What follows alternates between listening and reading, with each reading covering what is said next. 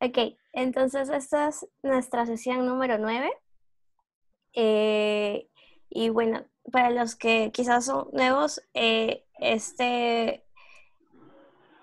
somos como una especie de Journal Club, eh, aunque ahora tenemos no tanto un formato de Journal Club, sino estamos dando charlas y también invitamos a gente que está haciendo trabajos bastante interesantes, utilizando algunas herramientas y aplicando conceptos de la biología evolutiva. Y bueno, estamos tratando de que estas charlas sean siempre en español. Y bueno, entonces en esta charla, esta sesión número 9, tenemos a Pamela Sánchez. Ella nos va a hablar sobre sistemática de roedores espinosos del Perú. Y bueno, quisiera presentar a Pamela un poco para que conozcan quién es, qué hace, qué ha hecho. Bueno, ella es bióloga con mención en zoología por la Universidad Nacional Mayor de San Marcos. Ahora es parte del programa de posgrado en zoología de la Universidad Federal do Pará. Entre sus intereses está la sistemática y citogenética con mayor énfasis en mamíferos, pero ella ha tenido también algo de experiencia, si es que no me equivoco, en herpetología, ¿cierto? Con reptiles. Sí, poco. Sí, y también por ahí otros organismos, eh, pero su mundo es más que nada los mamíferos.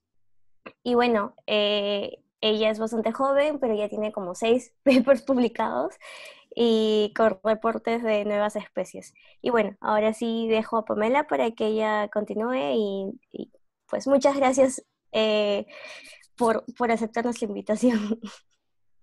No, gracias a ustedes. Voy a compartir mi pantalla un Ujú. ratito. Mm, Me indican si la ven. Ok. Sí. Sí, sí, vemos su pantalla. Ok, entonces,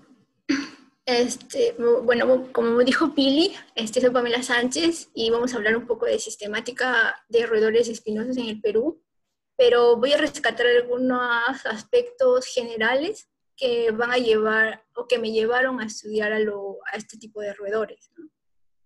Porque el solo hecho de decir que son espinosos ya es un poco curioso, porque no todos pensamos que existen este tipo de organismos dentro de los mamíferos más que otros como no sé, los puercoespines y etcétera, ¿no? Entonces yo quería comenzar, me avisan si logro pasarlas. Sí, ya. Hace poco me mandaron esta imagen, que es de una mariposa, y me quedé nuevamente impactada por los aspectos de convergencia, ¿no? Ver una mariposa que tiene esta forma de hojas es, es, es maravilloso y te lleva a preguntarte nuevamente de cómo es que funciona todos esos mecanismos genéticos y etcétera para poder generar estas convergencias evolutivas. Busqué algunas imágenes más, por ejemplo, y tenemos el género Xenoplevia, que sí lo podemos encontrar en el Perú y que tiene también toda esta característica de una hoja seca, y el género Caliman no está en el Perú, pero igual recuerda muy bien a una de estas hojas secas, ¿no? Y me encantó esto de aquí, como ponerlo como un ejemplo de convergencias, porque es uno de los aspectos que ha marcado bastante en mi proceso de aprendizaje y de por qué también elegí el caso de los roedores. Otro ejemplo de convergencia que podemos ver entre vertebrados e invertebrados, por ejemplo, tenemos al topo. En el caso del topo podemos compararlo con este insecto que seguro en la universidad muchos los han capturado para las clases de invertebrados, que es el grillo topo, ¿no? Entonces vemos también nuevamente como dependiendo probablemente del tipo de hábitat al que se encuentre sometido un organismo, va a desarrollar ciertas estructuras, ¿no? Eh, yo llamo, por ejemplo, a esto convergencia y probablemente desde el aspecto de vista molecular o también de un genetista también lo puedan llamar también como una convergencia, porque los mecanismos genéticos probablemente sean diferentes, pero desde el punto de vista morfológico también, pero si nos restringimos a grupos más cercanos, probablemente hablemos nosotros morfólogos de paralelismos, y en el caso de los genetistas puede ser que si comparten la misma vía genética, ¿no? Para que llamen de paralelismos o convergencias. Y bueno, esto es otro de los ejemplos, como les decía, que es muy interesante dentro de la naturaleza, y otro dentro de solamente los mamíferos. Podemos ver la cola del ornitorrinco y la cola del castor, ¿no? Que también son muy parecidas. Creo que entre los mamíferos son los únicos que tienen la cola aplanada. Las diferencias sería que en el castor la cola es más escamosa, no tiene pelos como las presenta en el caso del ornitorrinco. Y hablar del ornitorrinco, pues creo que es el mejor ejemplo de convergencias que podemos encontrar entre los vertebrados. Y les quería mostrar también los esqueletos de ambos animales para que puedan ver que los castores son roedores. Podemos ver los incisivos bien desarrollados y una parte abierta, ¿no? En la que no están presentes los premolares. Y la parte que forma la cola está conformada por las vértebras caudales, al igual que lo hace en el caso del ornitorrinco. Pero ven que la estructura, la morfología craneana es completamente diferente, ¿no? Porque es uno de los mamíferos más primitivos.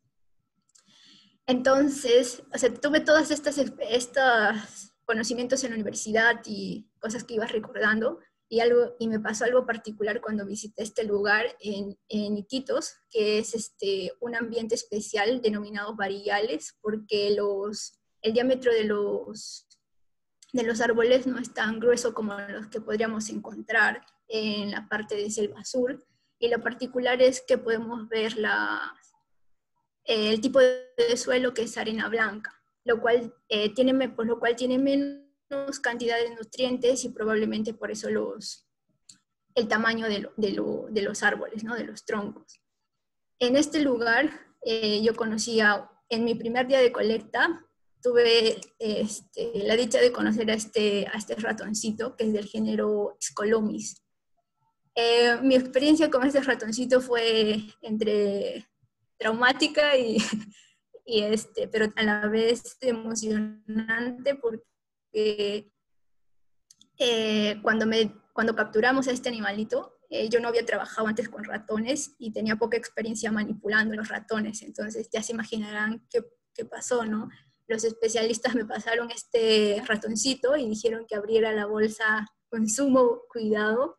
Abrí la bolsa con sumo cuidado, pero el ratoncito saltó y obviamente se escapó. Y me acuerdo cómo todos los especialistas también se lanzaron sobre mí para poder capturar al ratoncito, ¿no? Porque para todos ellos este ratón era poco conocido, era muy raro. Y bueno, entonces lo único que pude hacer fue pedir que el próximo día cayeran más de estos roedores. Pero esta fue la primera experiencia que yo tuve con un roedor espinoso que llamó mucho mi atención, porque cuando me hablaban de los roedores espinosos, yo me imaginaba pues como los puercoespines, ¿no? Con estructuras mucho más grandes o más evidentes, pero estas espinas eran más entremezcladas con pelos verdaderos. A los siguientes días, felizmente capturamos más de esos animales, pero también empezaron a caer otros animales que también tenían espinas, como el género Proechimis, que en la selva los conocen como sachacuis, y nos cayeron muchos de estos, eran entre las especies con mayor abundancia.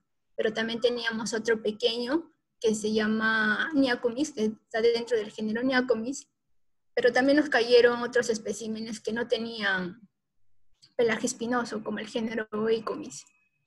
Entonces, el poder comparar estos pelajes era muy interesante para mí, y porque todos vivían en un solo ambiente, pero estando aún así en el mismo ambiente han desarrollado morfologías diferentes, y eso fue poco a poco por lo que me interesé en ir trabajando con estos grupos.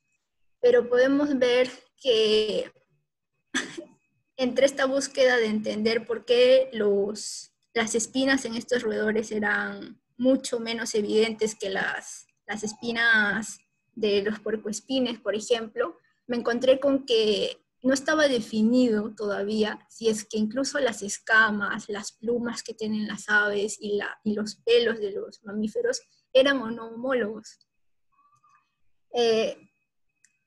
Y en el 2016 sale este paper de Dipoy y Milakovic, en el que hablan sobre la presencia de una placoda también en los reptiles.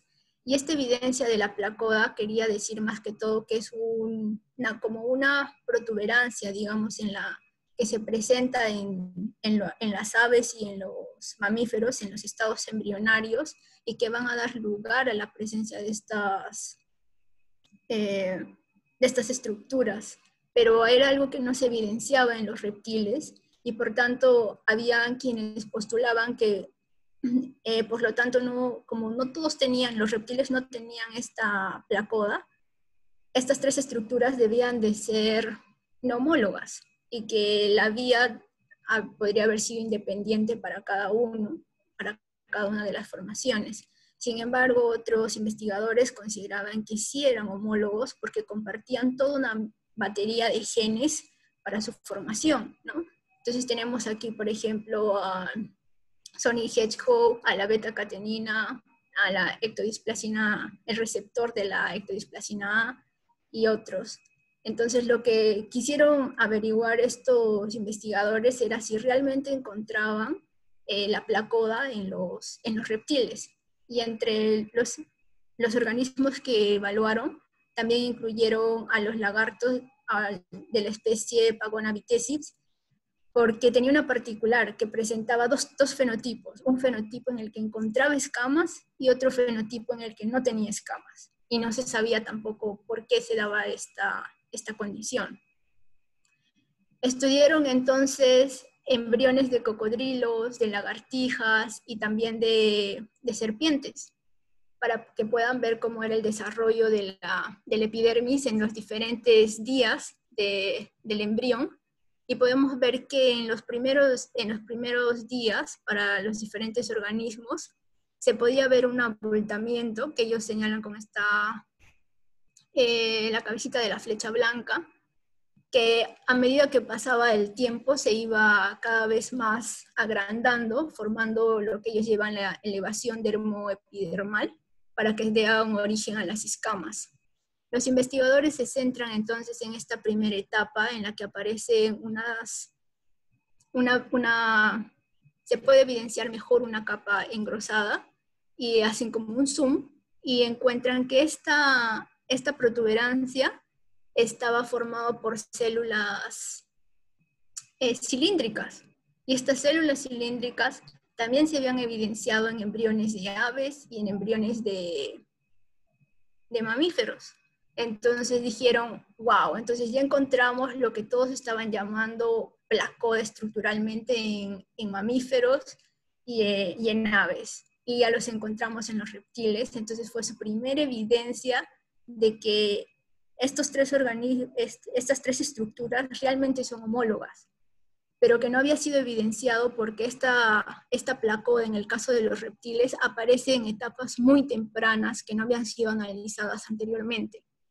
Ellos también hicieron otras técnicas para, por ejemplo, ver la presencia de esta proteína PSNA y de los otros genes, y pueden ver que ellos resaltan bastante la ausencia de la proteína PSNA en el caso de los extremos para formar la placoda, porque esto mismo sucede también en los mamíferos y en las aves. Entonces tenían nuevamente otra evidencia. Lo mismo pasa con la concentración de los genes, que pueden ver que en la parte del abultamiento, que sería la placoda, se puede notar con mucha más intensidad. Entonces, al notarse con más intensidad, tenían nuevamente otra evidencia de que los mismos genes participan activamente también en los diferentes desarrollos embriológicos de estos organismos, ¿no? de los reptiles. Pero hay una parte también más compleja en el caso de los lagartos, y está relacionada a la dirección en la que se empiezan a generar las escamas. Por ejemplo, ellos encuentran que en el caso de los cocodrilos y de las lagartijas, hay diferentes puntos de iniciación. Cada puntito de diferente color que ven es el punto de iniciación, y según ese punto, las escamas empiezan a crecer en diferentes direcciones. Puede ser lateral, hacia ventral. Es un comportamiento mucho más complejo. Igual pasa en el caso de las lagartijas, que incluso aún existen más puntos de iniciación, y también la distribución es mucho más compleja, ¿no? O sea, esta imagen que tienen al costado derecho es el resumen de todas estas observaciones que se han ido haciendo en los diferentes estados embrionarios. En estas imágenes pueden ver estos puntos negros que vendrían a ser las placodas, ¿no? Las evidencias donde iban a formarse las futuras escamas.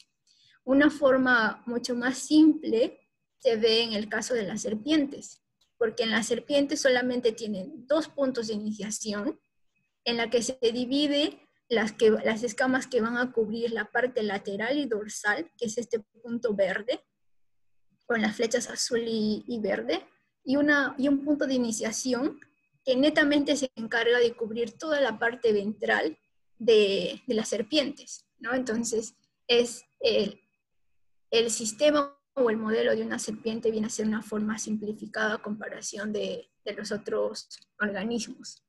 Como les decía, también estudiaron a esta especie, Pagona vitsesips, por sus 2 fenotipos, uno con escamas y otros sin las escamas.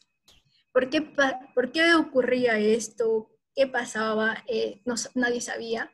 Y ellos hicieron cruces en laboratorio para que puedan ver a qué se debía, y encontraron que la presencia homocigótica de este alelo que denominaron SSA producía esta característica de la mutación en este gen. Hacía que los lagartos no tengan espinas, que tampoco presenten otras estructuras como los poros, o también una disminución en el tamaño de la dentición, y otra condición en la que los embriones y los bebés de los lagartos tenían garras más grandes a comparación de los individuos silvestres, que llaman de BWT. Para que con estos cruces se encontraron que era producto de una mutación, y para que puedan ver quién estaba implicado, ellos recurrieron a la vía de EDA, y querían saber si estaba ligado al receptor o al ligando de esta vía, EDA-EDAR, que está implicada en la formación de las estructuras del tegumento. Lo que hicieron fue amplificar este gen, y lo que obtuvieron fue que en el caso de la mutación se perdían 14 aminoácidos, ¿no? En comparación con, por ejemplo, el ratón, un pollo y la cepa silvestre de este lagarto.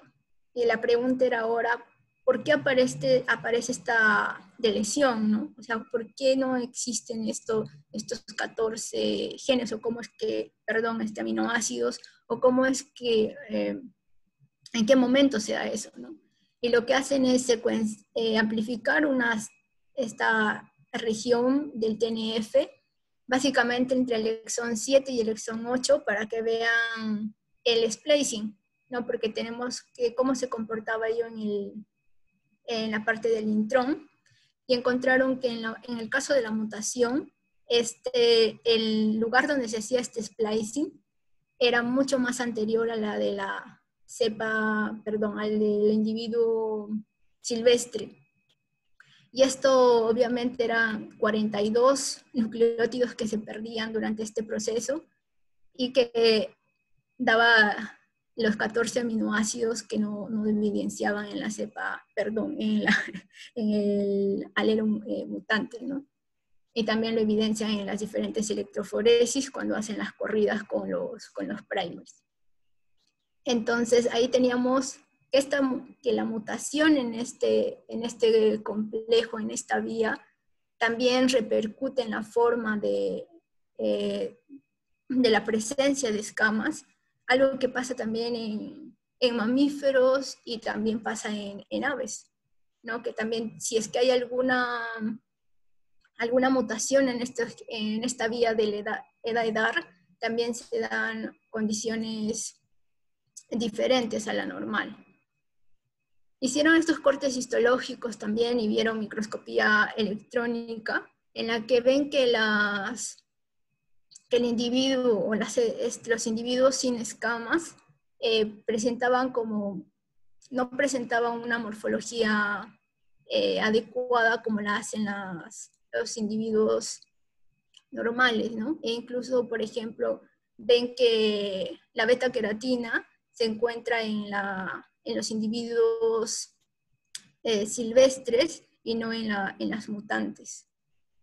Igual aquí podemos observar en estas imágenes que aquí se forman las escamas, pero podemos ver que en el individuo mutante no tenemos, ¿no? Y lo mismo aparece en esta imagen de los embriones, de estos individuos sin espinas. Se nota algo interesante. Nosotros no podemos observar aquí la presencia de una placoda, que serían las células cilíndricas, y por tanto no aparecen las escamas. Pero aparecen estas ondulaciones que recuerdan como a estas protuberancias que posteriormente van a dar forma a las escamas. O sea, y lo que indican los autores es, por ejemplo, que la ausencia de la placoda no impide que se den estas ondulaciones, o las primeras ondulaciones, pero no van a tener las escamas, ¿no? Entonces, la presencia de la placoda determina la presencia de las escamas, pero no de estas formaciones no las formaciones de estas protuberancias. Finalmente, también evalúan el comportamiento de los genes, tanto en los individuos sin esta mutación, en los individuos con mutación, y observan que no hay concentración de estos genes, y en el caso de la beta-catenina, la presencia en los individuos con la mutación es una distribución más homogénea que se va perdiendo conforme los estadios del embrión aumentan. Pero en el caso de los individuos normales, ellos sí siguen mostrando una fuerte presencia de estos genes en las zonas de las placodas. Y lo mismo pasa con el EDAR, ¿no? Tiene una distribución difusa en los individuos con el gen que ha mutado.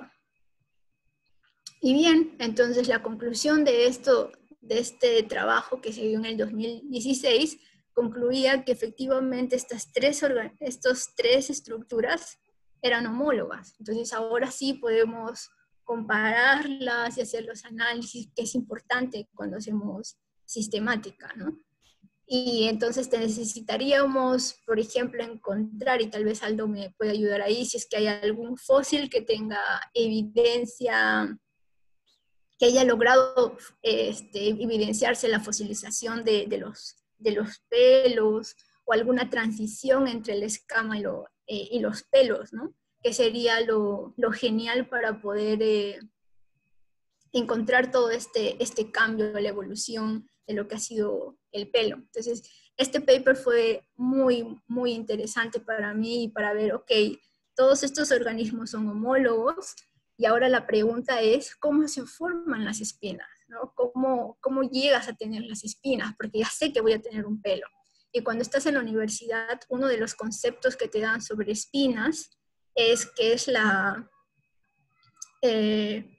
el aumento de queratina en el pelo, y que este engrosamiento es el que va a formar las espinas.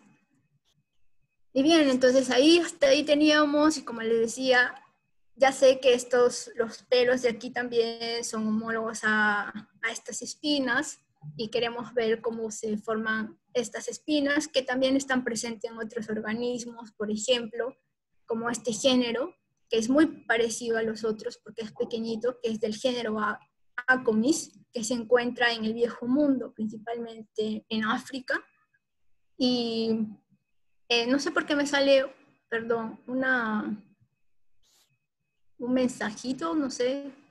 Si alguien me ayuda con las preguntas, si es que hay preguntas, Sí, porque Pame. no A puedo ver, ver. Johnny pregunta si la vía canónica WNT Wint. cumple el mismo, cumple el mismo rol en la formación de apéndices cutáneos en mamíferos y reptiles.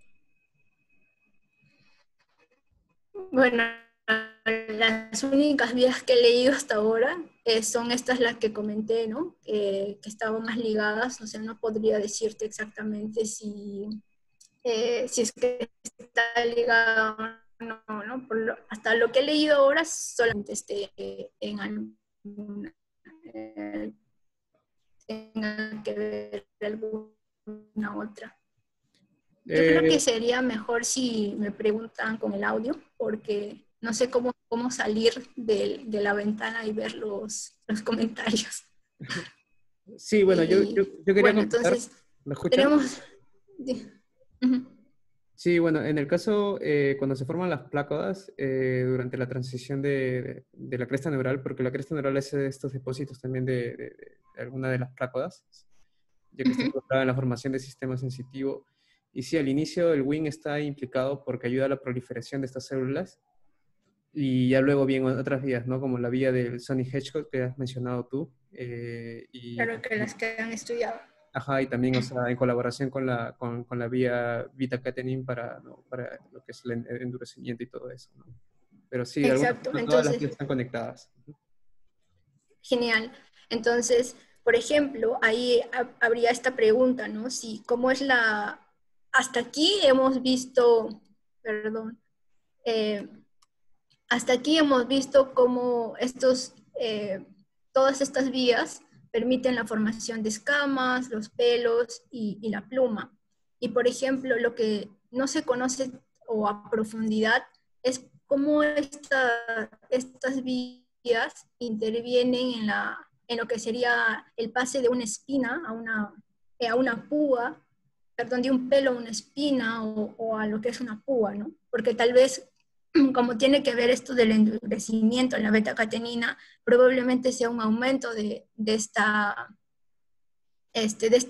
estos componentes para que pueda seguir dándose este endurecimiento. Pero vamos a ver ahorita más adelante que hay otra idea, que tal vez seguro también han visto el paper, pero básicamente Acomis era uno de los modelos que se ha estado estudiando también para ver esto de las espinas, pero quería mostrarles que tanto en el viejo mundo como en el nuevo mundo tenemos ratones espinosos, que son estos que tienen este morfotipo, ¿no? Esta morfología. Pero también están, por ejemplo, las equidnas, ¿no? Y las equidnas tienen lo que nosotros llamaríamos púas, ¿no? Que son espinas mucho más rígidas. También tenemos, por ejemplo, los erizos, que son completamente están dentro de otro grupo. Tenemos a los tenrec, y que también con toda una morfología muy diferente.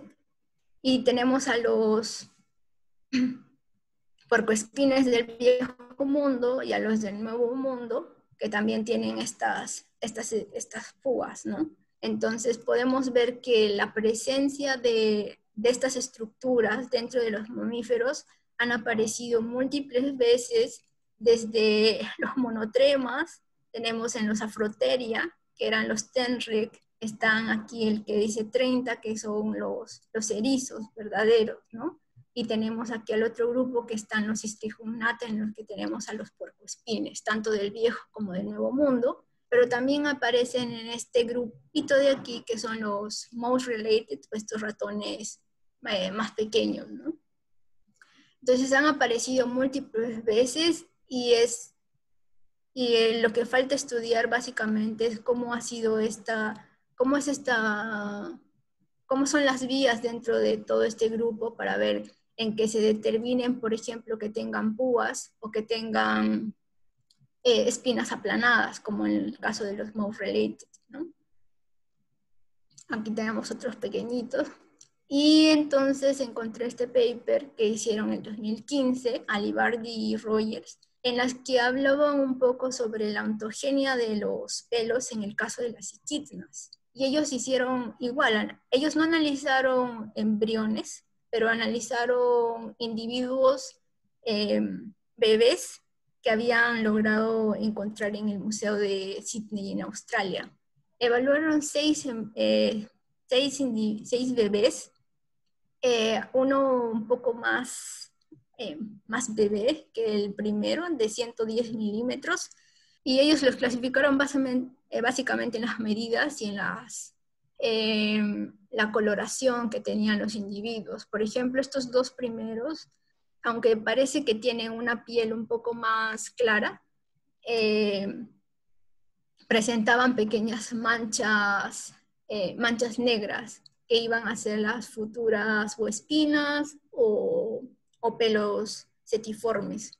Y también tenemos a los individuos más adultos en los que ya se puede ver una coloración mucho más oscura, que ya denotaba la presencia de más espinas de diferentes generaciones, y en el caso del más adulto, en la que aparecían ya los primeros pelos.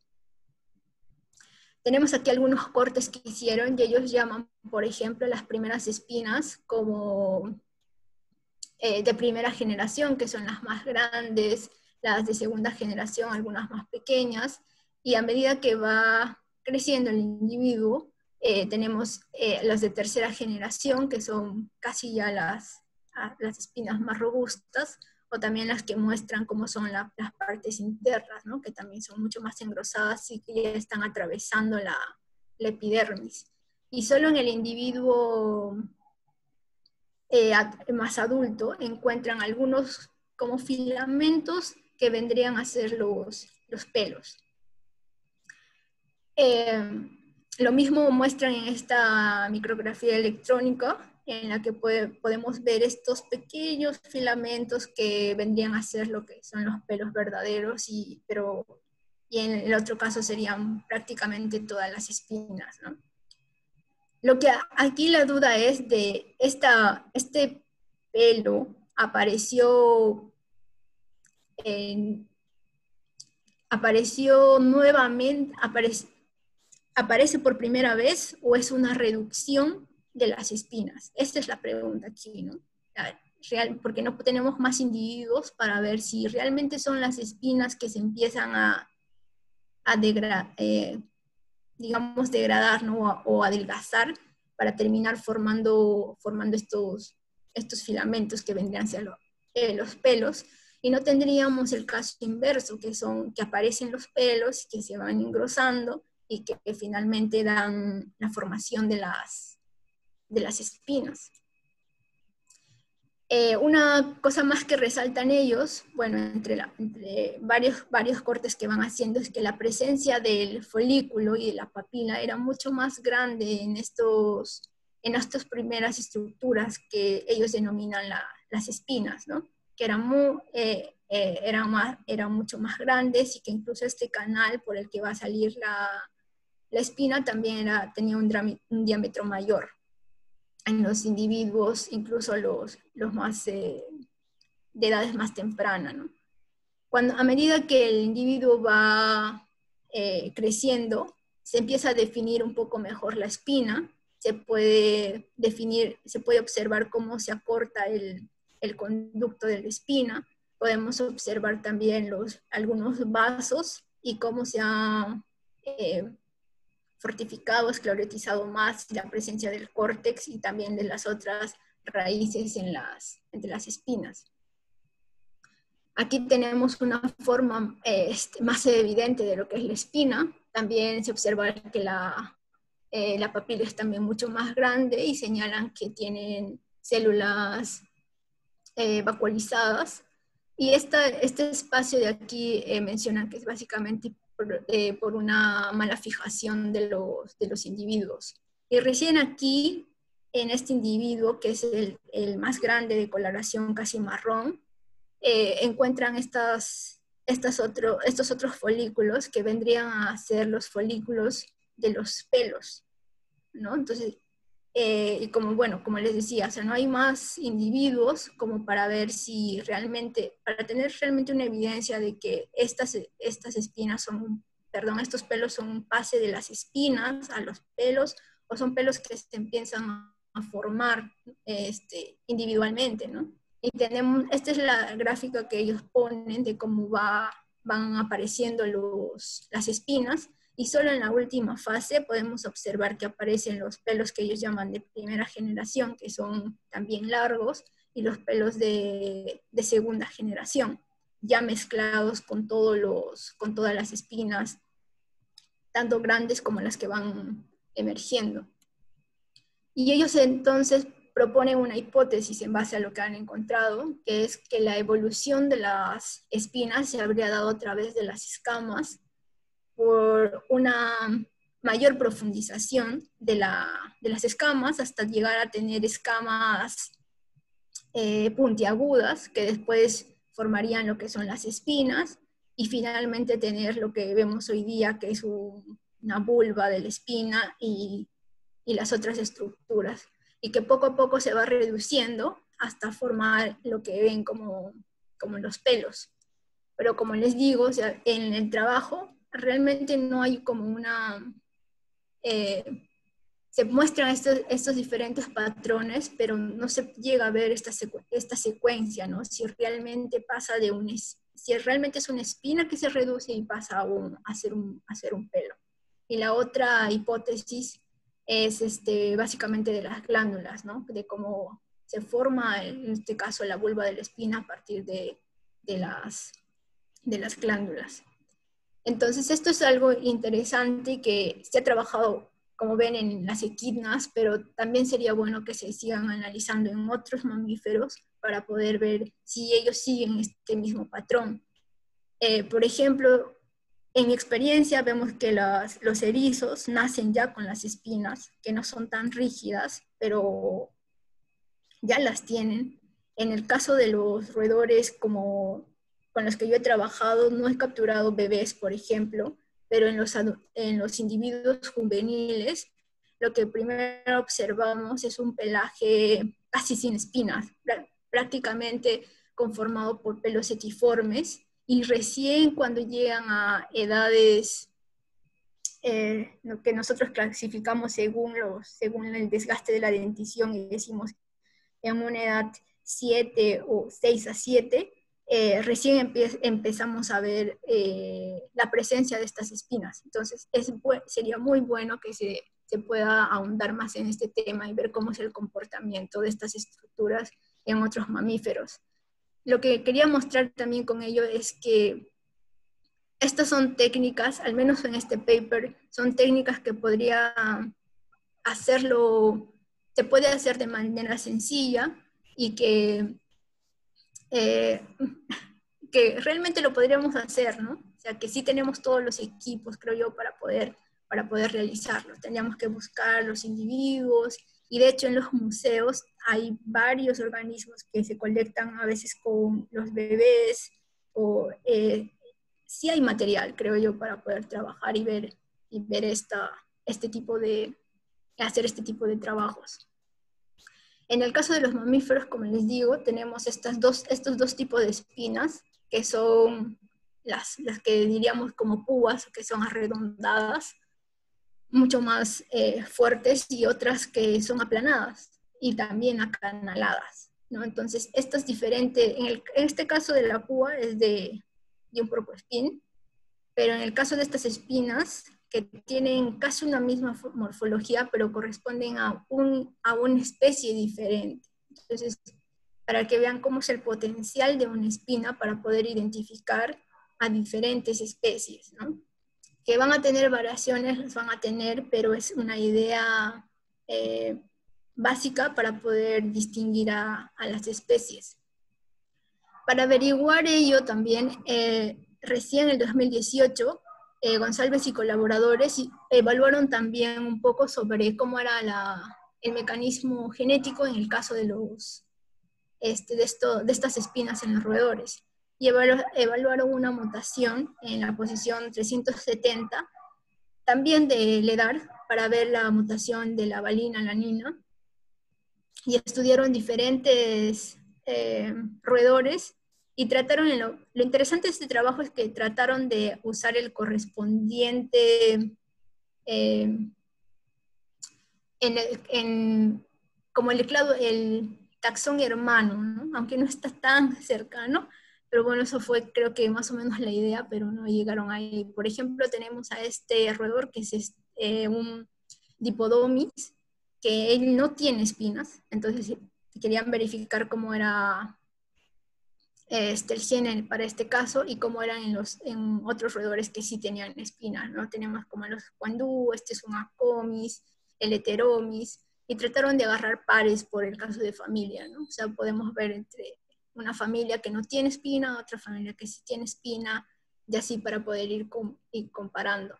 Evaluaron también cómo era la morfología de estas espinas, y por ejemplo, podemos ver que en el caso de los roedores que no tienen espinas, ellos agarraron los pelos de guardia y pueden observar que tienen una formación más elíptica. En cambio, en los roedores espinosos, podíamos ver que forman como un canal, son acanalados, ¿no? Y que el ancho de este canal va dependiendo según la especie, probablemente también, o el género, ¿no? Y finalmente tenemos una forma circular, que se nota principalmente en el caso de los puercoespines. Midieron ellos las diferentes, la longitud, ancho de cada una de estas estructuras para que vean cómo variaba, y hicieron un PCA y encontraron algo interesante, ¿no? Que igual, o sea, a pesar de que la espina del puercoespín es de una forma acanalada, ellos le llaman de grooved, estamos relacionados en cuanto a las características de las medidas que tomaron a los otros puercoespines, ¿no? Y estas líneas que ustedes ven son son las ramas, son las ramas entre uno y otro, cómo están relacionados filogenéticamente, ¿no? Entonces, por ejemplo, hay sentido que esté más relacionado a los puercoespines de Viejo Mundo con los del Nuevo Mundo. E igual, entonces vemos, por ejemplo, aquí que las formas elípticas de los organismos sin espinas también se mantienen se van agrupando, ¿no? Y han ido apareciendo de diversas formas. Cuando evaluaron estos 275 pares de base que captura parte del exón 11, observaron que había un cambio en estas dos especies, el canguro rat y el Spiny Pocket Mouse, que es básicamente tenían una isoleucina y no tenían la valina, y en el caso de la posición 422 pueden observar también otro cambio, ¿no? Entre la valina y la leucina. Pero bien, entonces pero las morfologías son diversas, ¿no? Están todas entremezcladas, entonces probablemente existen diferentes vías, no solamente esta, para que puedan darse estas morfologías. Entonces este trabajo es como una introducción a todo lo que se puede esperar de cómo se forman las espinas en estos roedores. Ese trabajo me gustó por ello, porque es bastante básico para poder entender cómo es que tenemos a los roedores. Y por ejemplo, no sé si alguien me puede decir, o cuál es la idea, ¿por qué tenemos estos dos tipos de espinas, ¿no? Alguien que crea, no sé, algo, que tenga alguna opinión. ¿Por qué tenemos espinas aplanadas y por qué tenemos espinas circulares? ¿Alguien se anima?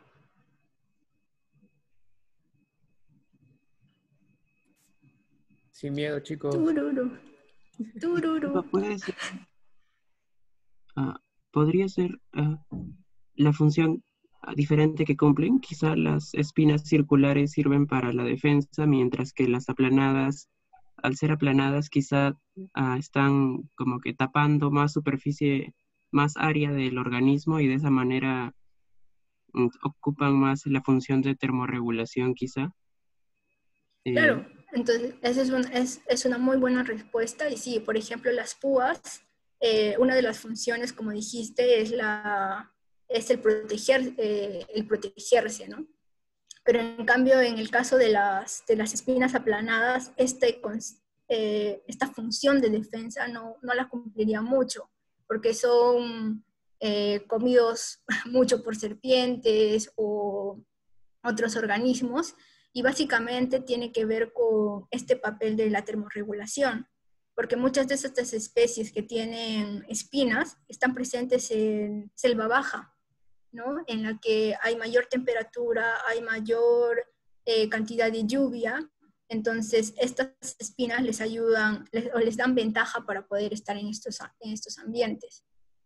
Y eso es una muy buena respuesta, y que es, por lo cual deberíamos seguir estudiando para ver cómo es el papel o cuál es la vía genética para tener estas diferentes formas de las espinas, ¿no? E incluso en los mismos géneros, cuando ustedes vean, dentro de un mismo género, puedes encontrar especies que tienen espinas aplanadas muy grandes y robustas, y otras que son mucho más delgadas, y que no se ha estudiado, por ejemplo, a fondo de qué mutación podrían tener para tener estos morfotipos. Entrando entonces un poco ya entre lo que son los roedores, hasta ahora tenemos 182 especies de roedores en el Perú. Que se baten por ahí con los murciélagos, que creo que también están en 182 o 183. De estos 182, nosotros tenemos de la familia Equinidae, tenemos 2 especies, y en la que principalmente el género Proequinis es el que tiene es más especioso, ¿no? Tiene más especies, y otros cuatro especies más de otros géneros. Tenemos a los puercoespines, tenemos 4 especies de puercoespines actualmente para el Perú, y tenemos 8 especies de la familia Chrysetidae que tienen espinas, y que uno de los géneros que es más abundante es el género Neacomis, ¿no? Antes no lo era uno de los géneros un poco especiosos, pero los últimos estudios han revelado que parece que es uno de los roedores dentro de los orizominos con mayor cantidad de especies.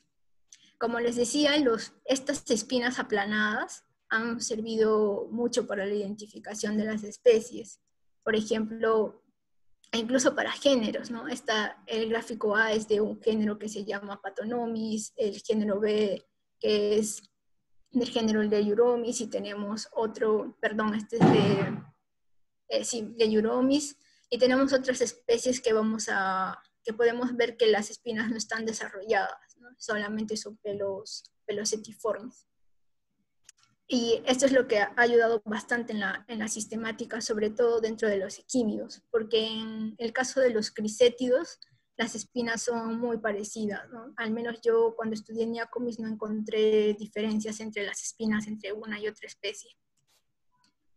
Se ha estudiado también entonces al nivel de microscopía electrónica la forma de estas espinas en los equímidos, y se han encontrado en géneros más distantes diferencias significativas en cuanto a la morfología, ¿no? Podemos ver que los canales, como les indicaba antes, pueden ser más angostos, en otros casos pueden ser mucho más anchos, presentan, como ven, como pequeñas escamas dentro de estos canales, y en este caso parece ser solamente liso, ¿no? Que tenemos, esta es la especie de Proequimis, y este es un Niviventer, que es una especie del viejo mundo, si no me equivoco. Entonces, esto es interesante, ¿no? Como también de poder evaluar a este nivel las espinas para poder hacer la clasificación dentro de la sistemática.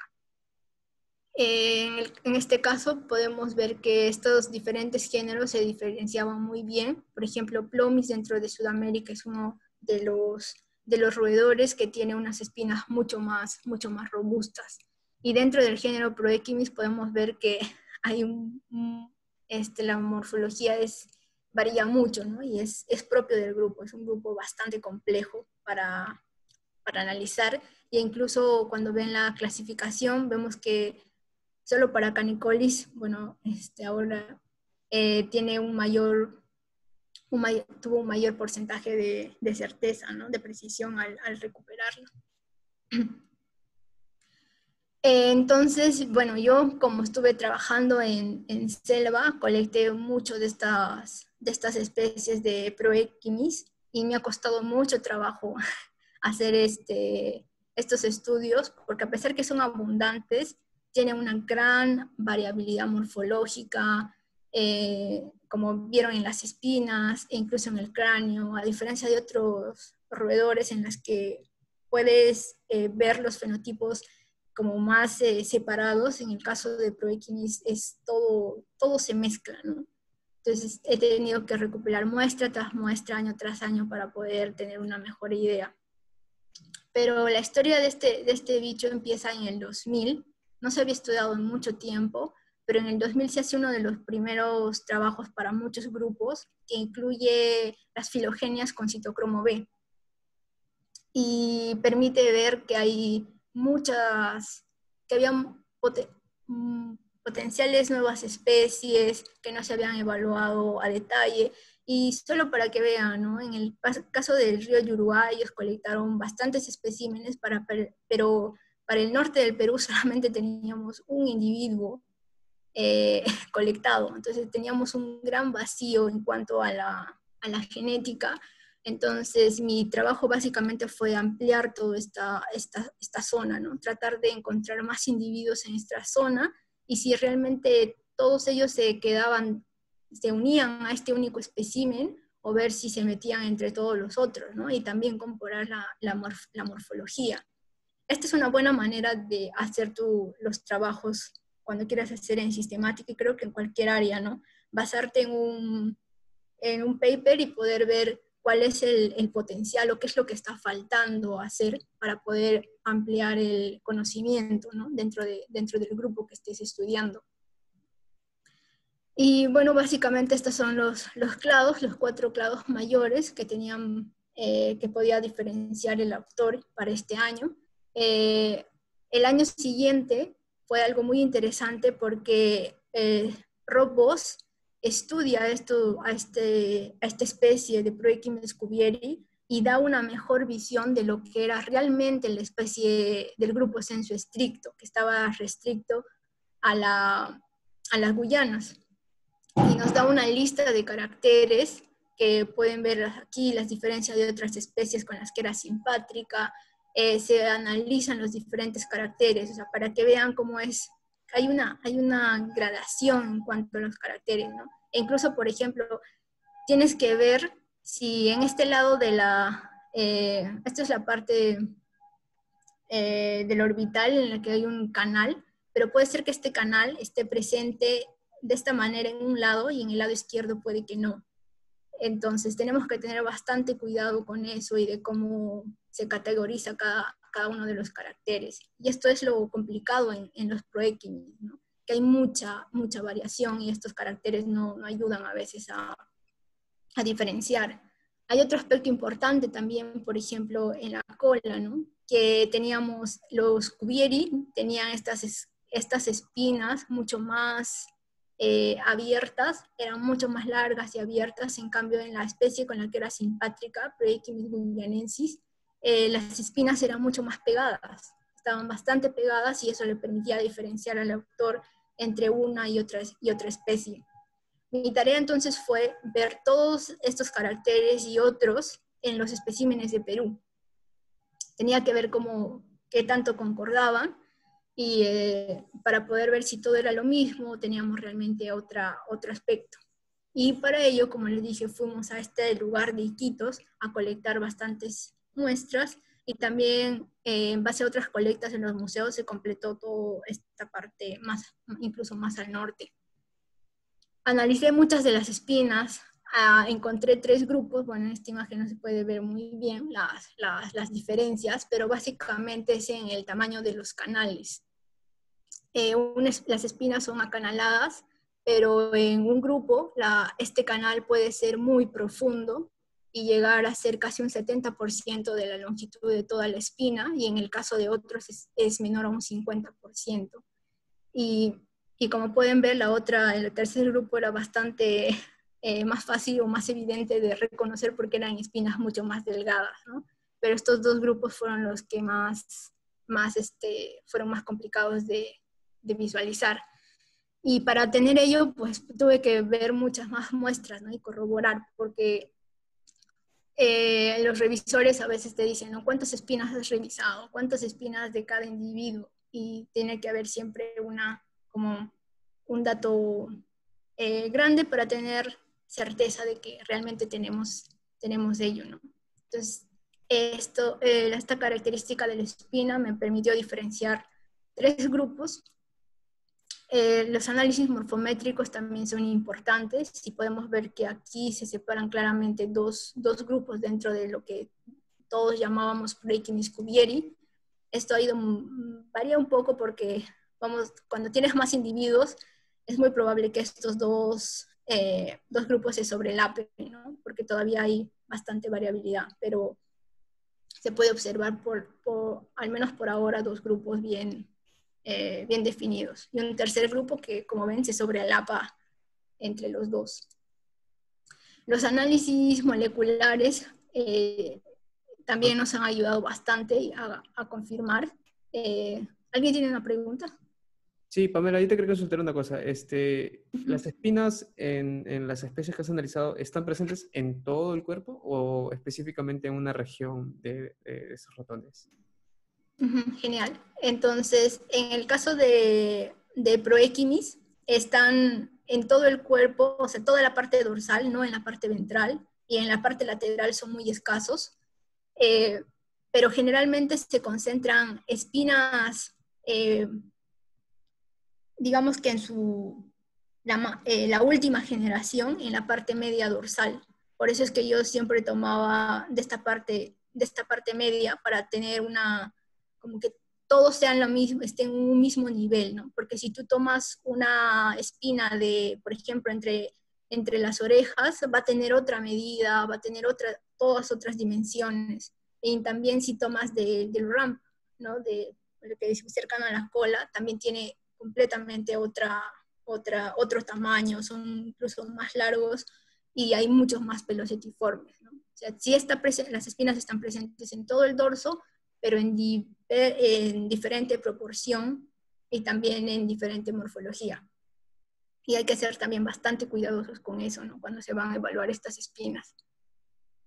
Y bien, en la parte molecular, como les decía, sí se llegó a corroborar que los especímenes que habíamos capturado en esta parte norte se unían al espécimen que el otro autor ya había presentado, que era este de aquí, y vimos que había bastante correspondencia con los análisis, pero que solamente con citocromo B no podemos tener un árbol completamente con una resolución fuerte, ¿no? Porque aquí, por ejemplo, no teníamos un buen soporte para ambos grupos, que se puede corregir incluyendo más genes que te permitan resolver eso a ese nivel, ¿no? Tendríamos que evaluar qué otros genes podrían ser. Pero hasta ahora, evaluando ello y haciendo algunos métodos de delimitación de especie, casi todos han concordado en que existen por lo menos cuatro especies potenciales, de las cuales yo he revisado la del sur y la del norte. No he revisado este individuo, por ejemplo, por eso dejé como una interrogante, ¿no? Porque morfológicamente no sé cómo luce, no lo he evaluado. Y tendríamos entonces de estas 8 especies de Proechinis que tenemos actualmente para el Perú, en realidad tendríamos 10, ¿no? Considerando a todas las que están al norte del río Amazonas, y todas estas, la del sur. No tendríamos realmente Proikimis cuvieri porque queda restricto a todo lo que es el escudo guyanensis. Y por tanto, o sea, tendríamos que darle nombres nuevos a estas dos especies, ¿no? Y que es el trabajo ahora que estamos presentando. Pero para llegar a esto, como les digo, ha sido año tras año de recopilar más individuos, ¿no? Primero solamente tenía individuos del norte, me faltaban individuos del sur, para poder ver toda esa variación de los caracteres. El segundo trabajo básicamente que tiene este mismo esquema, que fue el que trabajamos con los Neacomis, y por ejemplo entre las diferencias en las espinas, aquí sí no pudimos ver mucho, y describimos estas dos nuevas especies también, pero lo que me gusta más de este trabajo es que se puede integrar la parte de citogenética, porque ustedes saben que cuando trabajas con un grupo cada vez más restricto, hay que poner muchas más evidencias para fortalecer el trabajo taxonómico, ¿no? Porque un análisis solamente genético, un análisis solamente morfológico, a veces no captura toda la variación de los individuos. Incluso es muy arriesgado solamente tener un solo gen, porque te puedes contar la historia del gen y no realmente de la especie, ¿no? Y por eso es que es interesante poder adherir muchos más datos. La historia de Neacomis es muy bonita porque, y que me recuerda mucho también a estos aspectos de convergencia, porque cuando no se tenía conocimiento de que habían roedores, de estos roedores pequeños con espinas, dentro de los crisétidos para el Nuevo Mundo, Oldfield Thomas, él que ha sido uno de los que ha descrito más especies, creo que en la historia, para el caso de los roedores, ya conocía a este ratoncito del Viejo Mundo que se llama Acomis. Y él decía que debía de existir en Sudamérica un roedor que tenga espinas y que sean como ellos, dentro de dentro de este grupo que eran los crisétidos, ¿no? Y decía, tiene que existir. Y en una de las cuales se hizo al norte del Perú, se encontró. Y cuando él recibe esta muestra y escribe en su paper y dice, yo lo sabía que tenía que existir y por fin tengo este roedor sudamericano con espinas. Y por ello es que le pone Neacomis, como los Acomis, pero del nuevo mundo. Y que representa también esto de las convergencias entre los grupos dentro de los roedores, ¿no? Y que cuando hay necesidad de ocupar un nicho, realmente va a aparecer esa forma. Por ello, cuando a veces vamos al campo y hay un nicho que falta explorar, uno tiene que tener en consideración mucho eso para poder tener una mayor cantidad de captura, ¿no? Porque ¿qué nicho podrían estar?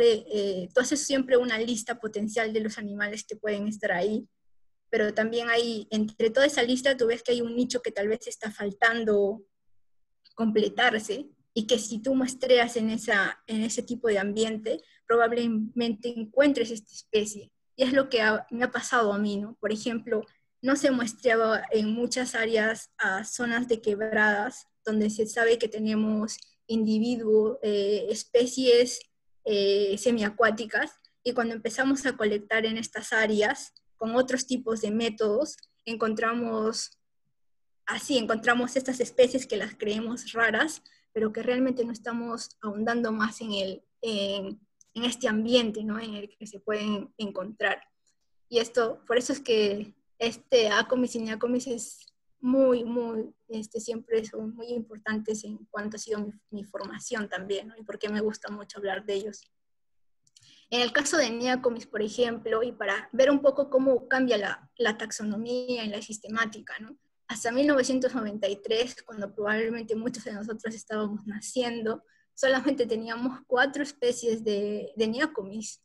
Eran reconocidos solo 4 especies y tuvo que esperarse, en este caso de estas 4 especies, estas 3 encerradas en el rectángulo, son especies pequeñas, de tamaño pequeño, casi 150 milímetros, y los espinosos que pasan estos 15 centímetros, incluyendo la cola.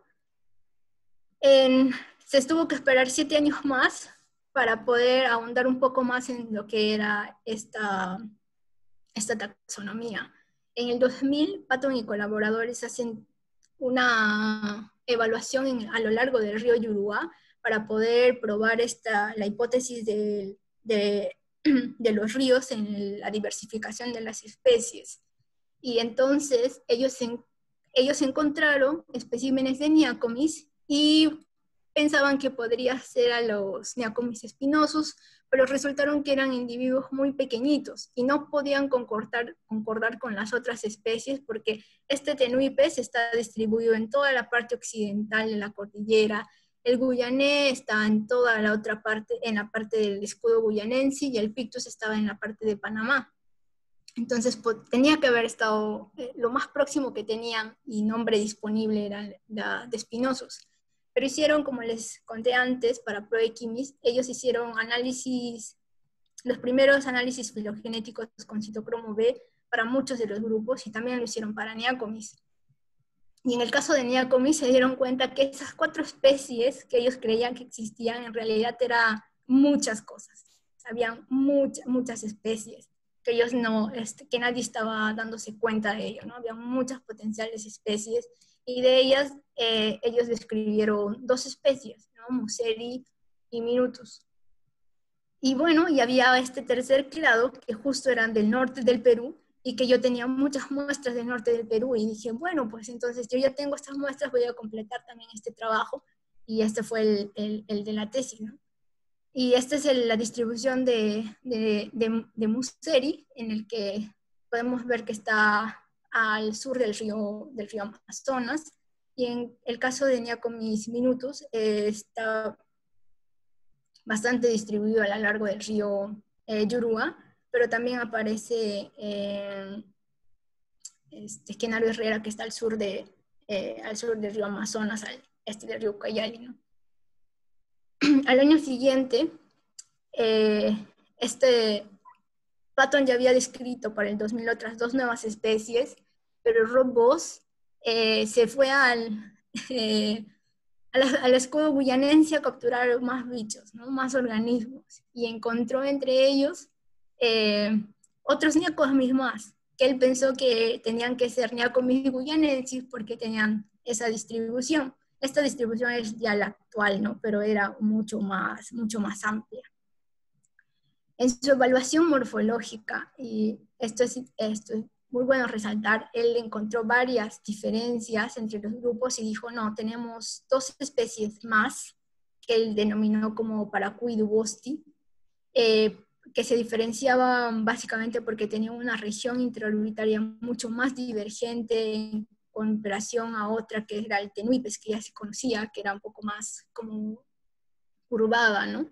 También había diferencias en la bula, que era mucho más estrecha en la parte anterior, y en las de las otras especies era mucho más ancha. Igual en la estructura de los molares, y hasta ahí ya teníamos 8 especies o 7 especies de Neacomis que la taxonomía se actualiza en esos 7 años, pero tuvo que esperar esos 7 años para que puedan estudiarse, ¿no? Para que se pueda actualizar. En el 2009, el estudio que hizo Rob Boss el 2001, diciendo que habían 2 especies nuevas, es corroborado por Katses Flixitilac, en la que ya incluyen secuencias genéticas. Y eso es genial, ¿no? Porque como los datos morfológicos, cuando uno conoce bastante bien la variabilidad, realmente tiene ese poder para decirte, realmente tenemos una cosa nueva, y otros investigadores los van corroborando, y en este caso Katses Flixitilac lo hicieron con los datos moleculares. Así queda guyanensis restricto a toda esta parte. Tenemos más al sur, que sería Dubosti, pero aún en simpatría en algunas áreas con guyanensis, y Paracu, que resultaba ser esta especie mucho más, con una distribución mucho más amplia de lo que se pensaba o que se creía que era guyanensis, ¿no? Entonces, la sistemática de este grupo en el escudo de las Guyanas queda bastante bien resuelta con el trabajo de Voss y de Katevskis y Tilak, ¿no? Pero teníamos todavía muchas más por averiguar, y después del 2001 prácticamente Rob Voss hizo este análisis. En 2017 aparece otro trabajo en el que se estudia más a fondo este grupo de Neacomis spinosus, y encuentran que en realidad eran 3 especies diferentes, ¿no? Teníamos a los verdaderos Neacomis spinosus, que son más pequeños en comparación a los otros, que era Neacomis amenus, y una nueva especie que ellos le ponen Neacomis vargallosae. Y una de las características más importantes, digamos, para separar estas especies era la presencia de este Alisphenoides strut en los Neacomis spinosus, y el cual era ausente en las otras especies, ¿no? Entonces, igual, agarrar un grupo con una distribución tan amplia y poder evaluar esta variabilidad, permitió que se descubriera una nueva especie y se elevara a especie otro de las especies que había sido sinonimizada antes como Neacomis spinosus. Lo que tenemos ahora entonces es que esta Vargallosae está restricto a la parte sur del río Inambari, ocupando parte de Perú y Bolivia. Neacomis spinosus, que pensábamos que era todo esto que estaba distribuido en la Amazonía, en realidad está restricto a los bosques montanos del sur del río Marañón, y resultaba ser una especie endémica de nuestro país. Y Neacomis amenus queda todo esto que pueden ver, ¿no? Pero que muestra una estructuración genética, los que están al norte, los que están al centro, los que están más al sur, que la morfología aún no ha sido muy ahondada, ¿no? Hasta ahí entonces teníamos estas 10 especies, y mi tarea fue trabajar con este grupito, con el de Neacomis minutus, en el que, como habíamos visto, teníamos individuos en este clado 3 de Perú, que yo los tenía y que también eran individuos pequeños y muy parecidos a estos Neacomis minutus. Básicamente y también era tratar de explicar por qué había esta divergencia tan amplia entre estos 2 clados, que se correspondían a la parte superior del río Yuruá y a la parte baja del río Yuruá, ¿no? Que era muy interesante todo ello.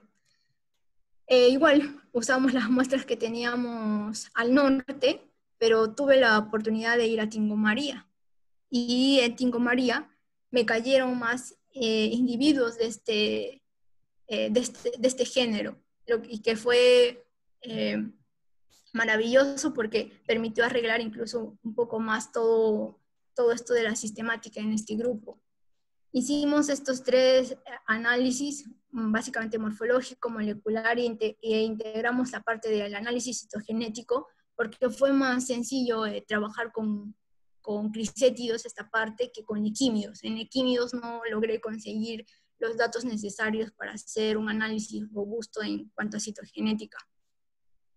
Y encontramos que justo esta especie que había colectado en Tingo María resultó también ser diferente, ¿no? Diferente a nivel externo, porque a diferencia de los minutos y de estos individuos que estaban al norte, tenían una coloración entera blancuzca del pelaje ventral, que no tiene espinas.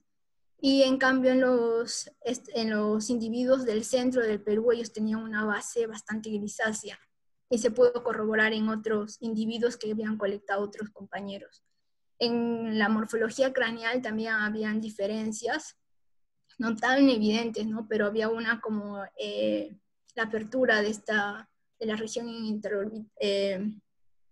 del foramen interorbital, que era mucho más amplio en el caso de la especie del centro y más angosta en la del norte.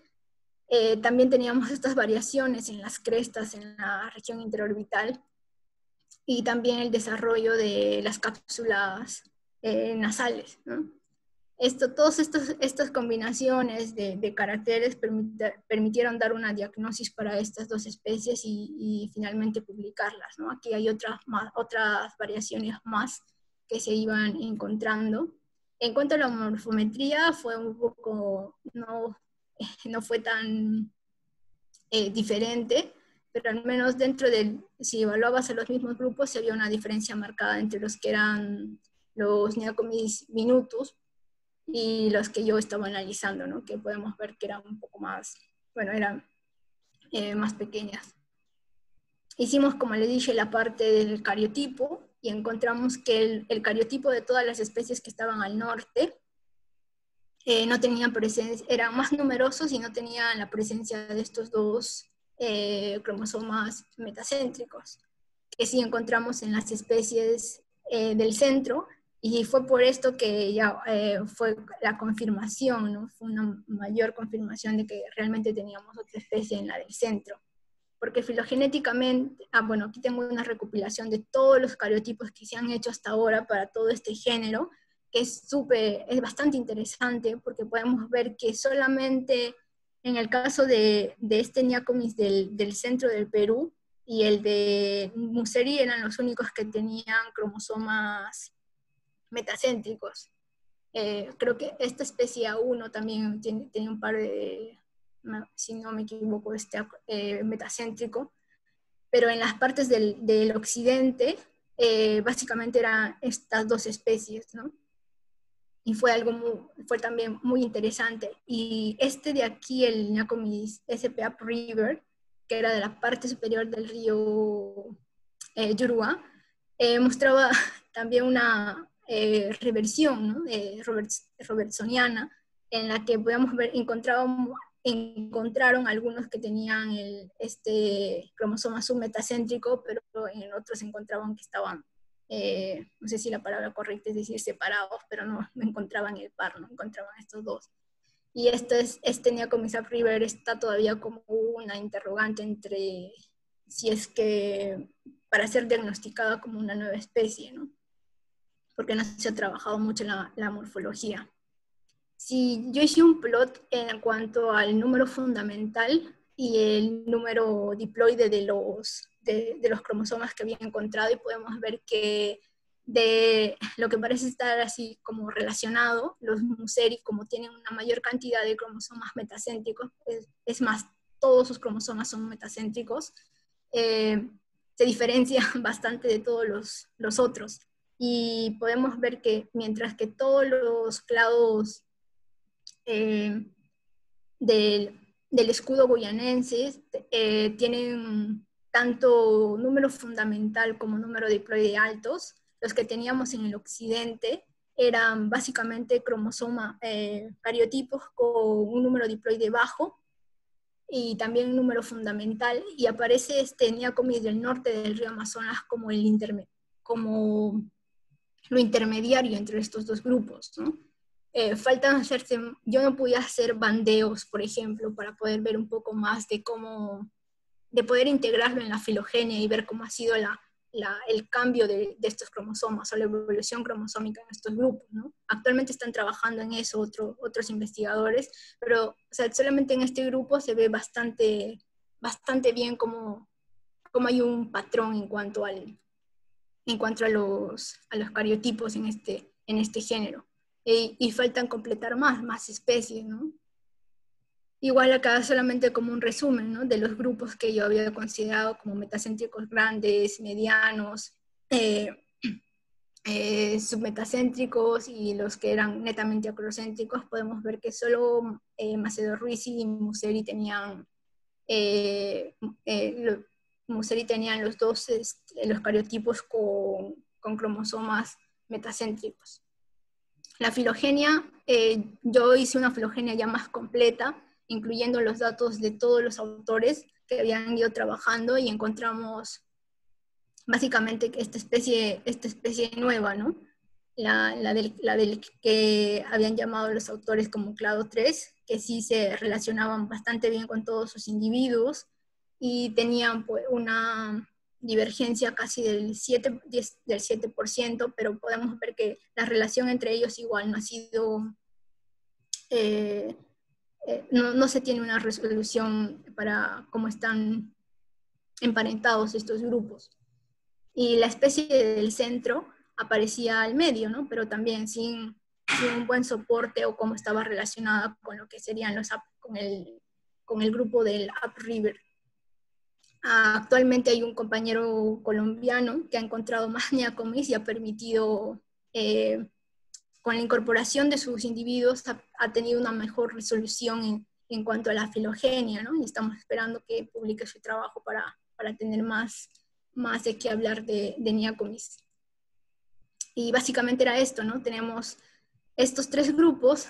En este caso, el grupo del escudo guyanense ha sido bastante trabajado en cuanto a genética y citogenética, pero la parte morfológica, al menos de los grupos que están al sur del río Amazonas, es un poco desconocida, porque el fuerte, en este caso de un grupo brasileño, es la parte citogenética.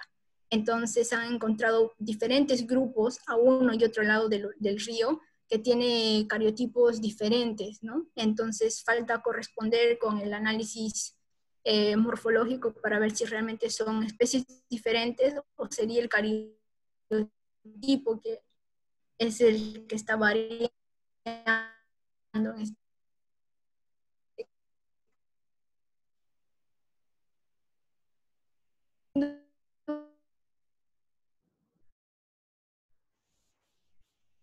Uno de los grupos que menos ha sido estudiado es este grupo que es el Tenuipes, que felizmente ya como les decía, ¿no?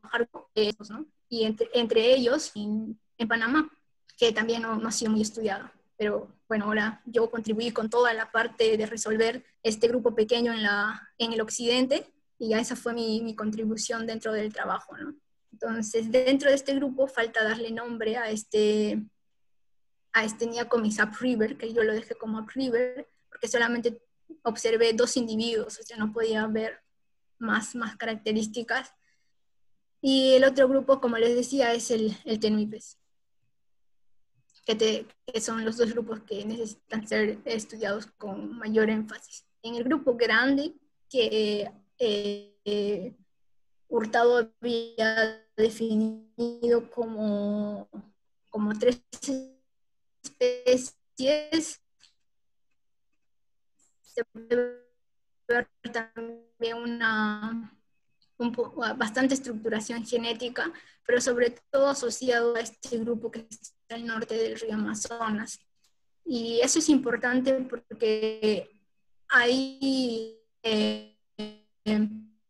se ha analizado bastante cómo es la diversificación de las especies en la parte media y la desembocadura del río. Tenemos muy poco de esta diversificación en la parte del río Marañón como la parte, en mi caso, en el caso de Proequins cuvieri y para Neacomis del grupo pequeño, yo encontré que esta parte superior era clave en la diversificación, porque no encontré ningún individuo del otro lado que esté en la parte baja, y es lo mismo que yo proponía para este grupo, el grupo de los grandes, porque en el trabajo de Hurtado y Pacheco ellos habían encontrado individuos que estaban al sur del río Amazonas, pero habían sido mal identificados, porque muchos de esos individuos que habían analizado ellos eran del grupo pequeño y no de este grupo grande. Entonces quedó todavía ahí como un interrogante de si realmente tenemos individuos en esta zona entre el río Guayaga y el río Ucayali que nos permitan como diferenciar bien todos estos subclados dentro del grupo de Neacomis amenos, ¿no? Y bueno, tenemos solamente un cariotipo conocido para este grupo, entonces sería muy importante encontrar el cariotipo de los otros 2 para poder ampliar y tener una visión más amplia de la evolución cariotípica, en este caso para este grupo. Y bueno, en la tesis de ahora, que es básicamente lo que ya han visto, pero solamente hay un punto que, ya para terminar, que estamos evaluando ahora, que encontré lo siguiente, que tenía individuos, se creían individuos de la zona alta con un pelaje de espinas delgadas, como especies diferentes, pero yo he encontrado que verdaderamente son lo mismo, y y lo que queremos responder ahora, ¿por qué las formas de selva baja a menos de 1000 metros tienen estas espinas mucho más robustas mucho más robustas, evidentes que las especies que están sobre los 1000 metros, ¿no? Y es una de las partes que se quiere evaluar ahora en la tesis, pero básicamente la tesis no puede ahondar más porque, bueno, va a ser más extenso todavía y por cosas de lo de la tesis, ¿no? Y bueno, o sea, esta es la pregunta que que ha quedado ahí en el aire, todavía por resolver, y que sería interesante que si alguien se anima pueda continuar con este trabajo, ¿no? Pero en el caso de Mesomis es básicamente esto: ¿por qué tenemos individuos de la misma especie con pelajes más pequeños en las partes altas y pelajes más gruesos en la parte baja? Pero hay otras especies de roedores espinosos que también tienen una distribución amplia, pero que no muestran esta variación, estos fenotipos, ¿no? Esta variabilidad. Y bueno, eso es lo que he estado trabajando, y no sé si es que alguien quiere hacer alguna pregunta o algo que quieran compartir.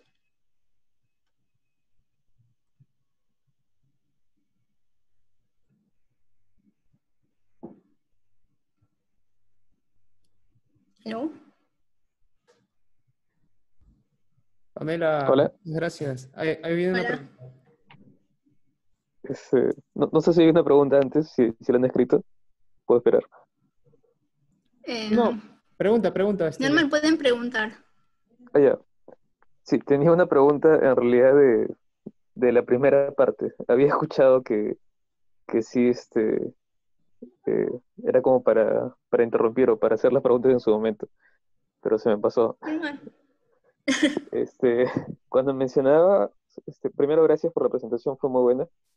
Y cuando mencionabas lo de las plácodas, muy al principio de la presentación, Sí. eh, me pareció bien interesante esto de las células cilíndricas, eh, que como que estaban comunes en todos estos grupos, ¿no? Y como que eran uno de los primeros indicadores de esta homología entre, Exacto. entre estos componentes del tegumento.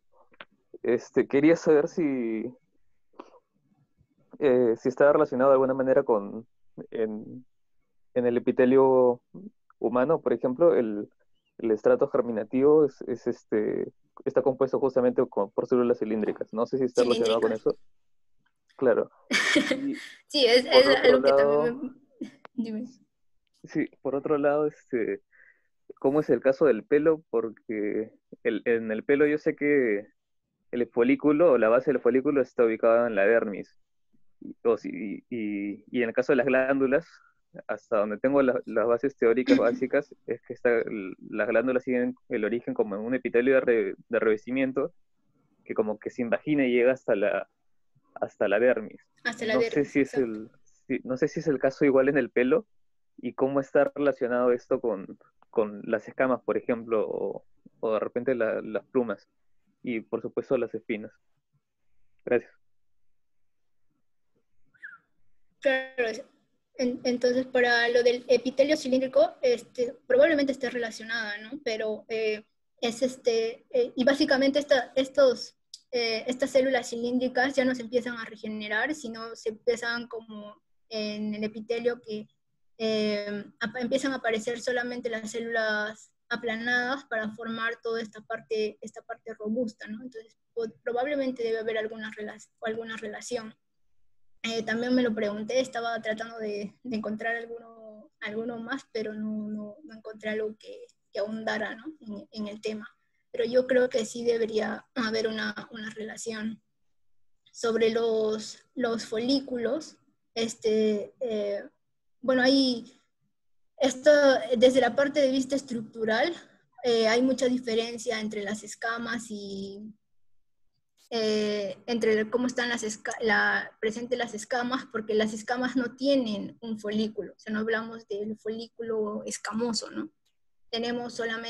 Hablamos de un folículo que está presente en los pelos, porque como dijiste, que se forma por una invaginación, y en el caso de las plumas, no se da esta invaginación, lo que se da es al contrario, como una convexidad que va a dar origen a las plumas, ¿no? Pero igual desarrolla un folículo, pero a base de como de una protuberancia, y en el caso del pelo no. Y en el caso de la espina, aparece el folículo, como mostré en esto de las teorías, que aparece con asociación a las glándulas, también, pero como decía, ¿no? O sea, no se sabe si es que, o sea, como, ¿qué fue primero, no? O el pelo o la espina, una cosa así. Y para resolver más o menos eso de la transición entre una escama a un pelo, básicamente tendríamos que encontrar un fósil, ¿no? Un fósil en el que nos diga si realmente hubo una escama conificada, o que nos dé algún indicio de que tenía un pelo, ¿no? Para poder ver esa transición, porque estos trabajos lo que han mostrado es que tanto las espinas, las escamas y las plumas tienen un origen en común, es decir, que han tenido un ancestro en común que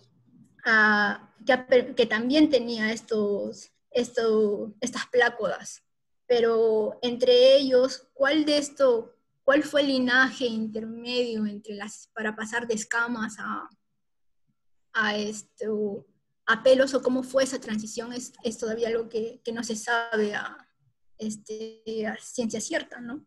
Y es lo que falta descubrir. Sé que hay fósiles de erizos, por ejemplo, pero, o sea, son grupos ya más, no son tan primitivos, ¿no? Pero, por ejemplo, si encontráramos, no sé, un fósil de un monotrema, tal vez que tenga indicios de la presencia de pelo, de estas espinas o pelos, tal vez tendríamos una idea mejor. E incluso si es de un terápsido, ¿no?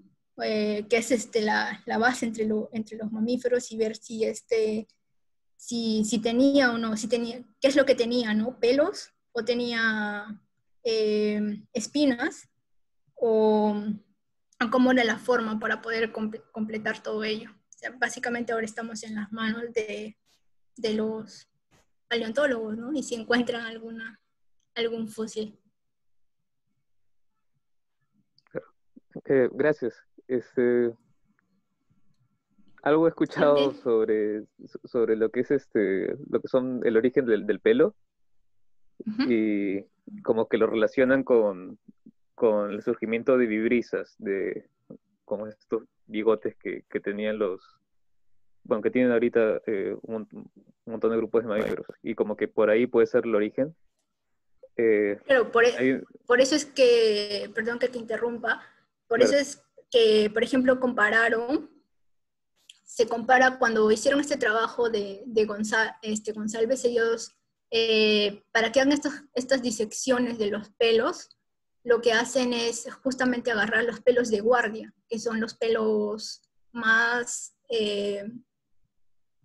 endurecidos, digamos, ¿no? Entre todos los tipos de pelos que tiene un roedor, para poder ver estas diferencias. Y a partir de eso es que surge esta idea de que las espinas se han formado por una mayor cantidad de queratina que va dando origen a las espinas o estructuras más gruesas, ¿no? Claro. Si el origen del pelo fuese a partir de espinas, ¿tendría sentido que fuese también por vibrisas o no? Puede ser, sí. O puede ser que las vibrisas pasaron de las espinas, ¿no? Porque la idea de estos autores, por ejemplo, es que lo que fue inicial, o el ancestro, por ejemplo, tendría unas escamas cónicas, y las escamas cónicas hicieron algo como unas espinas, ¿no? Pero lo que tienes es como una idea o reduccionista de lo más grueso a lo más delgado, y de lo más delgado a lo más grueso, ¿no? Pero yo no descartaría que podría ser también por ello. Porque, como decía, por ejemplo, los erizos nacen, y los porcoespines también, nacen ya con las espinas, solamente que no son tan rígidas cuando han nacido. Después se va formando mucho más la rigidez. Pero no el hecho de que nazcan ya con las espinas quiere decir, para mí, o desde mi punto de vista, que las espinas fueron primero. O sea, tendríamos que ver cómo fue en el embrión o cómo se están formando todos estos organismos para poder concluir realmente si ya tienes como tal una espina, ¿no? Entonces, también valdría la pena evaluar eso, porque como les comentaba, en los cortes histológicos que han hecho de las equidnas, como solamente hay 6 individuos y no tenían más, no se dejaba ver bien esa hipótesis de reducción, de que aparecen las escamas y luego se van adelgazando para formar finalmente los pelos, ¿no? Y viceversa. Tampoco se evidenció el que apareció primero un pelo y después se fue engrosando y formó la espina, ¿no? Claro, gracias. Siempre. ¿Alguna otra pregunta, muchachos? Daniel, ¿puedes preguntar, Daniel? ¿O prefieres escribir? No sé, puedes usar tu Sí, micrófono. gracias. Primero, gracias por la charla, Pamela. De verdad estuvo muy interesante. Primero tenía una duda que era con respecto a la definición, si era igual espina a púa, y la otra es si hay un patrón, ya sea como se encontró en los neacomis y su patrón citogenético, en el que hay una reducción en los demás del sur y si hay algún patrón, ya sea también citogenético o en las espinas, pero en los proequimis, si hay alguna variación altitudinal, quizá como mesomis. Entonces, sobre las espinas, se nombran a las espinas planas y a las púas como espinas. Y solamente que como las otras están engrosadas, también le pueden dar el nombre de púas, ¿no? O, por ejemplo, también les dicen espinas verdaderas, pero en realidad en término común son espinas, ¿no? Todas ellas son espinas.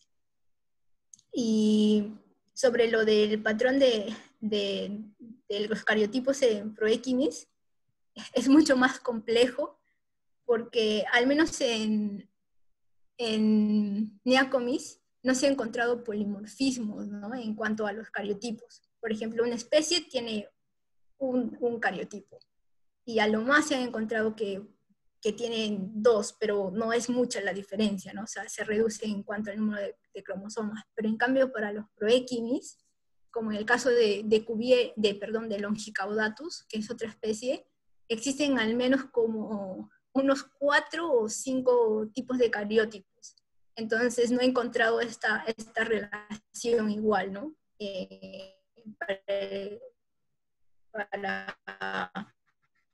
Para alguna especie de proequimis. Son un cariotipo verdadero, digamos, ¿no? Todavía no se ha descrito el cariotipo. Ahora no recuerdo, hay un autor ruso que describió el cariotipo de varios roedores del Perú de Genaro Herrera, que sí, seguramente ha puesto un cariotipo para lo que sería Cuvieri, pero como hemos visto, ese cariotipo le correspondería a la forma sur que estamos describiendo ahora, y no a la forma ni norte, ni a los verdaderos Cuvieris que están restrictos a las Guyanas. Entonces, no, todavía falta mucha información para ver si existe para Proequinis cuvieri una gradación o algo así semejante a Neacomis. Y en cuanto a los pelos, en el caso de Proequinis, yo no he visto esta variación. Por ejemplo, dentro de los Proequinis, la especie que tiene las espinas más delgadas es Proequinis semiespinosus, esteri, Proequinis esteri y Proequinis simonsi, que son 2 de las especies que tienen las espinas mucho más delgadas, y Simonsi alcanza los dos. Es la única especie de Proechinis que alcanza los 2000 metros, pero que también se distribuye en selva baja, pero en los que yo he analizado tanto de parte alta como en la parte baja, todos tienen espinas muy delgadas, o sea, no tienen espinas más gruesas en la parte baja. Y por eso me llamó la atención encontrar algo inverso, fenotipos diferentes en el caso de Mesomis, ¿no? Pero no en el caso de Proechimis no he encontrado esa variación, pero sería sin duda excelente encontrarlo porque es otro patrón más que podría reflejarse en grupos que están distribuidos ampliamente, ¿no? Y eso es lo interesante de estudiar esos grupos con distribuciones amplias, y con bastante abundancia, porque puedes generar bastantes modelos. Incluso para los que hacen genética, yo creo que Proechimis sería un modelo excelente, porque en el Perú no se hace cría intensiva de Proechimis, pero en Colombia sí se hace cría intensiva para consumo humano, porque como les decía, son los achacuy de la selva, ¿no?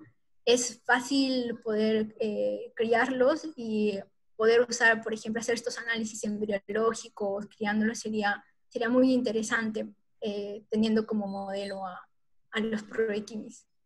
Pamela, yo te quería consultar algo respecto a eso último que acabas de mencionar. ¿Tú crees que alguna, o bueno, no sé si con todas estas especies que tú has analizado, alguna de ellas se puede establecer como modelo genético y con mayores ventajas con respecto al modelo clásico que se usa en mamíferos, que es músculos? O sea, ventajas, no sé, como que ciclo de vida más rápido, facilidad para tener en el laboratorio. Por facilidades de trabajo en laboratorio, por eso comentaba sobre los Proechimis, ¿no? Son animales mucho más fáciles desde mi punto de vista para criar, porque son más abundantes. Falta estudiar más, por ejemplo, el ciclo de vida, cuánto dura un periodo, cuántas veces está en estro una hembra, ¿no? Se sabe que creo para Proechimis es bimodal, pero, o sea, falta hacer más estudios, pero yo creo que Proechimis sería un buen modelo para comenzar a hacer ello, ¿no? Y mejor, porque es una especie silvestre, ¿no? Pero falta mucho por estudiar sobre su biología en sí también. ¿No sería interesante si no reproducir este tipo de fenotipos de espinas en los ratones, en músculos como tal, ¿no? Porque tú ya has mencionado, en base a tus referencias, También, has mencionado varios genes candidatos y creo que sería interesante más o menos jugar y tratar de reproducir y confirmar. claro, exacto, sí, sin duda, porque esa fue una de las primeras ideas que teníamos, pero ya sabes, ¿no? Siempre aparece una u otra cosa que no puedes hacer. Y yo no me he formado desde el punto de vista genético, ¿no? Entonces mi camino primero fue la sistemática y ahí cuando encontré estas características fueron como, wow, ¿no? O sea, sí se podría hacer, se podría ampliar mucho más. Y cuando vi este trabajo de González, que hicieron el análisis del gen EDAR, en el caso de estos roedores espinosos, fue como, qué excelente, porque ya por fin alguien, ¿no? Alguien que ya se está dando como los primeros pasos dentro de estos grupos. Pero como puedes ver, ellos han analizado de roedores sudamericanos solamente cuatro especies. Y solamente en el Perú tenemos casi 24 especies de roedores espinosos. Entonces falta poner más punch y sacar algo interesante con ellos, ¿no? ¿Alguien más tiene alguna pregunta?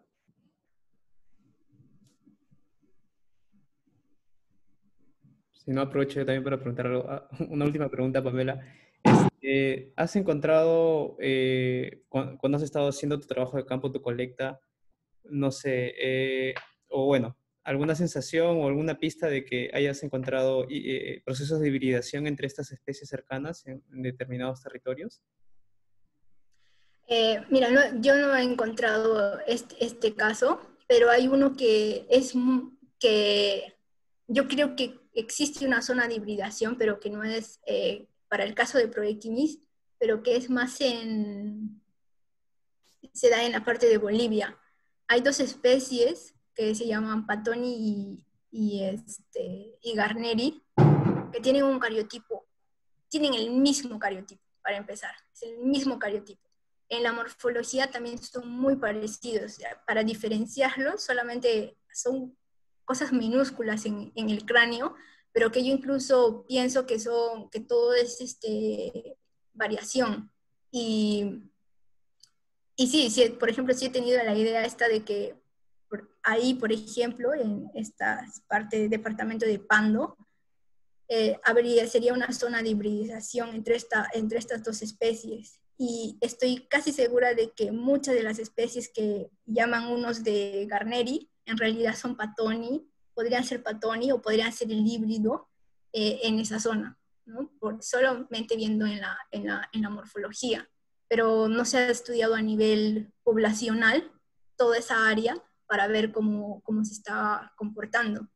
En el caso de Mesomis, por ejemplo, o en el caso de Niacomis mismo, ¿no? Cuando vemos estos dos grupos de la parte media baja del río Yuruá y de la parte media y superior del río Yuruá, en el análisis que se hizo no compartieron haplótipos, o sea, fueron dos haplótipos así separados, pero faltaría analizar un poco más la parte central, ¿no? Y ver que probablemente haya individuos ahí, y por eso es que la morfología de estos dos grupos es muy, muy parecida.